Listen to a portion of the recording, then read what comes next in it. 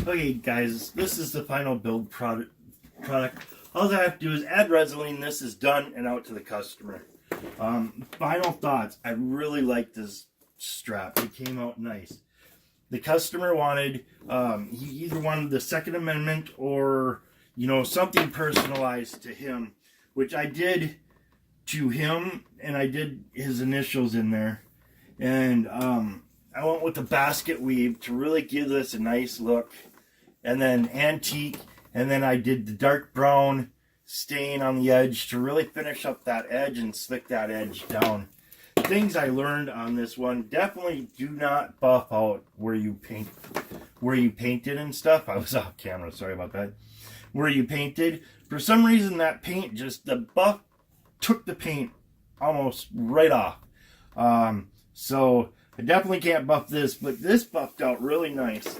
My edges came out nice. The back of the belt, a lot of people talk about, because with leather, you have the grain side. You have the grain side, which is this nice flat side here. And then you have the flesh side, which is, it's got all sorts of, it's kind of like a hairy, like a suede almost. A lot of people complain that just sticks up, but once I put my conditioner on it and my Resolene on it, that came out nice and smooth. It all came out smooth. The only flaw that I've got in there is when I was cutting this out even, I was trying to get it out even in this area here, and I think you can see it. I can't tell on the camera. Yeah, you can kind of see it right in this area. I turned my knife, so that bottom piece, it got cut in a little bit, which, since that's really my only complaint about the way the cut went, that's really good. That's the best I've had so far. The other things is these really came out really nice. It was the first time I ever did this, and I learned that skiving, before I glued this back plate on the 4 to 5 ounce, I should have skived underneath this instead of skived this part and then glued it on. That would have hide the skive marks, which you really can't see it anyways, but still, I want to get that. I want to go that extra level for the way my product is. I want that extra for the customer. Yeah, I really do. So that's a learning point. Next time, skive on the flesh side and then put it down so that when the grain side is showing, you don't see that skive mark at all. I could have done with just rivets. Do a rivet there. Do a rivet here, there, and there. But I wanted the extra look of the stitching. That looked really good. The stitching, I think, came out nice. It adds that extra detail. I know my customer kind of likes the older kind of thing, and this kind of really brings back like the older Western style things. The other thing is, he wanted so that when he shoulders his rifle, it goes across his shoulder and comes down, and he can carry it like that. But because he's got degenerative disc disease or something like that, I'm not exactly sure. He wanted it so he could carry it around from coming from his back, where the stock comes out this way, and he can adjust the way that fits and stuff. I've been kind of dancing off camera on you. So I made this really long, this part, and there's a lot more holes in there than normal. That way, if he wants to go across from shoulder to shoulder, he can still, and it's got enough to tuck in there. So that gets out of his way. And then he's got, it's really long then. Or it just wants to go over the shoulder, he can bring it all the way up to here.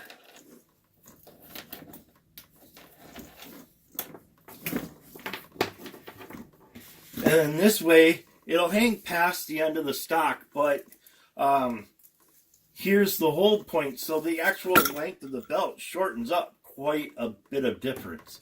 And then that would be able to just go over the shoulder without any problem like that. And then you can hook his thumb into here to help stabilize that gun when it's over on one shoulder. So I like the entire build. Obviously, I learned a lot. It was the first time ever doing straps, making an actual belt. First time ever putting in anything like this, where you have the hardware that connects to the stock or the foregrip, and then a buckle. I'd never done a buckle before. I learned a lot with that. One of the things, though, I learned that maybe I should get one of those oblong punches. I mean, they're really expensive, though. But I think that's going to make it a lot nicer. It looks pretty nice. I mean, I didn't do a bad... Well, you guys can't really see what I'm talking about. I didn't do a bad job on that slot. But I think that punch would make it a little bit nicer. And that's kind of what I want to go for. So, I got that done. That looks pretty good. And then that would help with like the holsters and stuff where you do the punch here. So you can, I don't know if you, well there you can see with the white background. You do that slot punch there. And when I do like regular just belts and stuff for people, I think that's going to help out a lot. Here, I'm thinking maybe I should do an oblong punch instead of just doing a round punch, because that's going to oblong out anyways with wear and tear. But on this one, I think it's going to be kind of beneficial for the customer, because one, they'll see where they commonly use, and two, it'll give it that more rustic look. So overall, it's good. I like my stitch work. Everything comes out nice. The transition from one thread to the next worked just fine. You can see it a little bit. That's not a big deal, though. That shows that it's done by hand. On the back, I've got the nice where it goes like this kind of pattern. That's exactly what you want to see in a hand stitch. A lot of care went into this, and I'm getting a lot better at that. Rivets.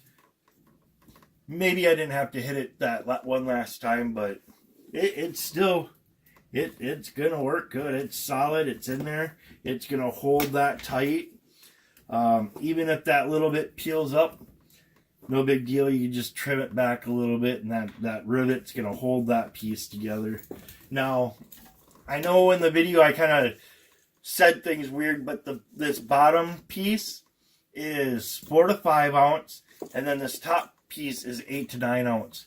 I think that's going to come in pretty good. It's going to support that weight across the shoulders, or across the shoulder. I think it's going to spread out that weight so it's not just one area. I think that's really going to spread that out and work good for them. As far as the paint and bending, I was really worried about that, because that area is on a bend spot. That paint is not going to crack at all. So, yep, this is a done product. Just put Resolene on that area up there in probably about 2-3 hours, and give it to the customer, and it's done. My next project, though, I'm going to kind of do an introductory of that, is a coworker, a really good person. Her husband died like 20 years ago from cancer. I think it was from cancer. I'm not quite sure. But he was a leather worker. And he made really, really good product. I'm going to take off my glasses because I'm seeing the reflection. A lot better than what I can do.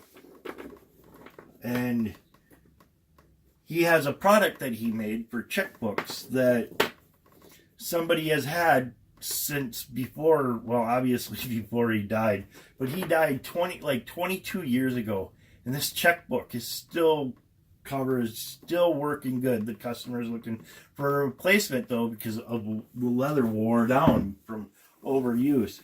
So she brought me one that her husband had made for her. And she wants me to make a pattern out of it and see if I can recreate it. And I think I can. It's kind of like my checkbook cover, except for this is a different kind of checkbook. And then he's got this in here. And they're looking at the work he did is so amazing that this is 20 years old. And it looks as good as it does. I haven't touched it. I haven't added anything back into this leather. I haven't done anything, and it looks, I mean, you wouldn't think it was 20 years old. It's so awesome. And I mean, I really want to point this out. In fact, I'm going to kind of get up in your face here with this. That is all done by hand. That is swivel knife work done by hand. At first, I thought it was a punch for the letters because that's what I would have done. And then I started looking at those letters, and if you look, there's differences going through by hand, and you can see the swivel mark. I got paint on my finger. You can see where he actually turned his knife to make those S curves and all that. You can see it, and then up here, you don't have that pattern.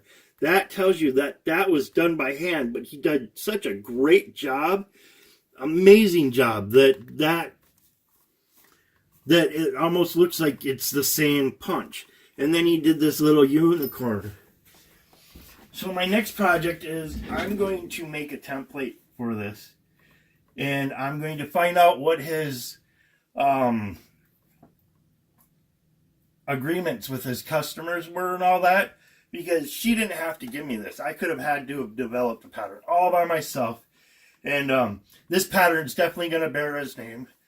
I'm gonna get everything how he spelt it out and all that, and that will be his name will be the name for this checkbook cover when I start making them. And then the customer that's looking for that to get a new one, I'm going to see what his conditions and all that were. If he did like a half place or a half price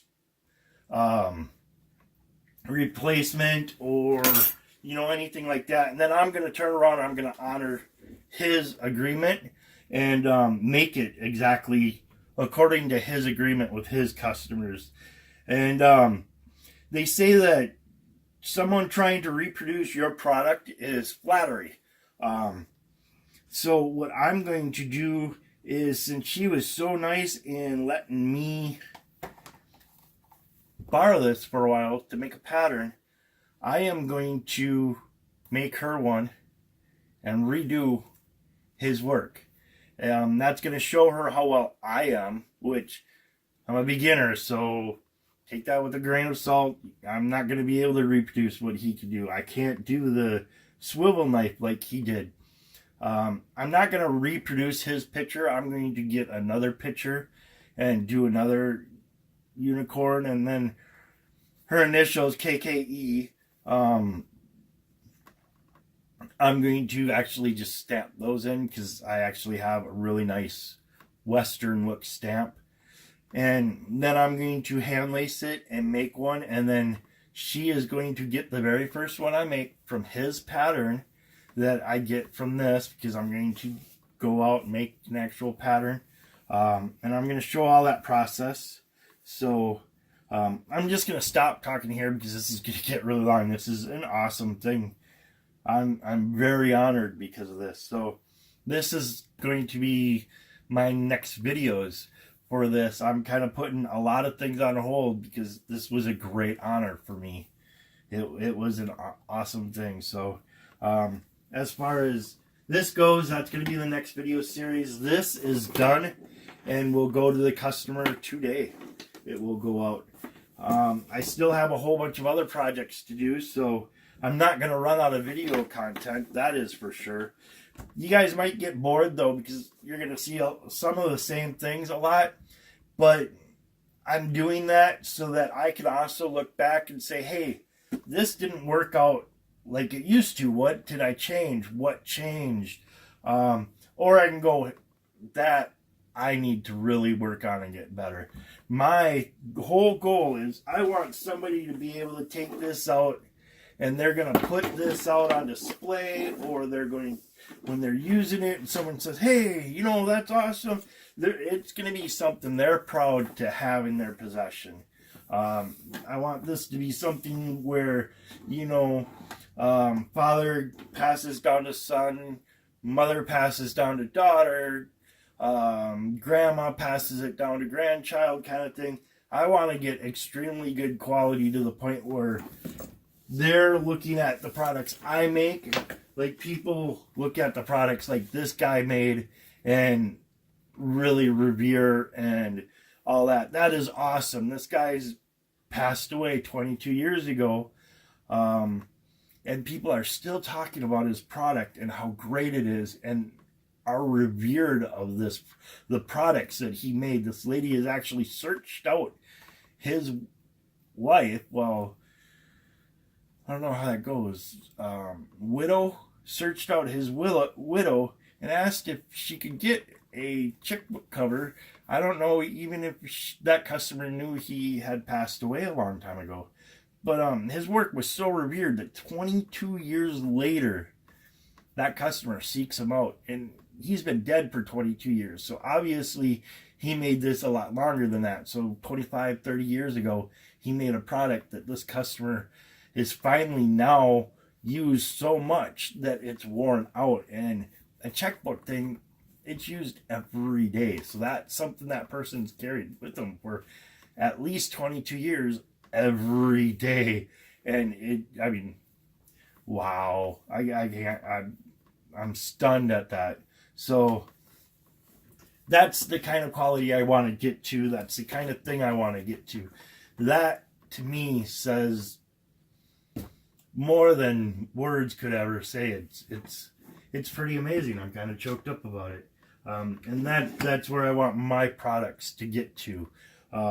Right now, this is like a product I can't even guarantee how long this is going to last.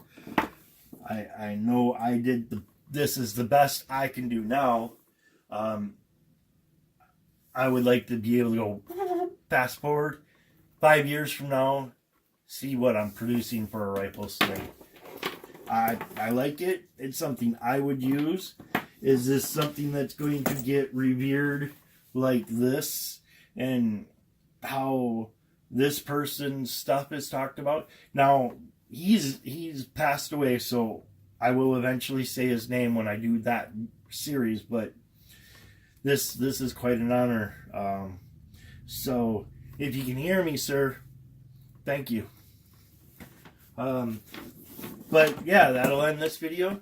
You guys have a good one, and we'll catch you next time. Thanks for watching.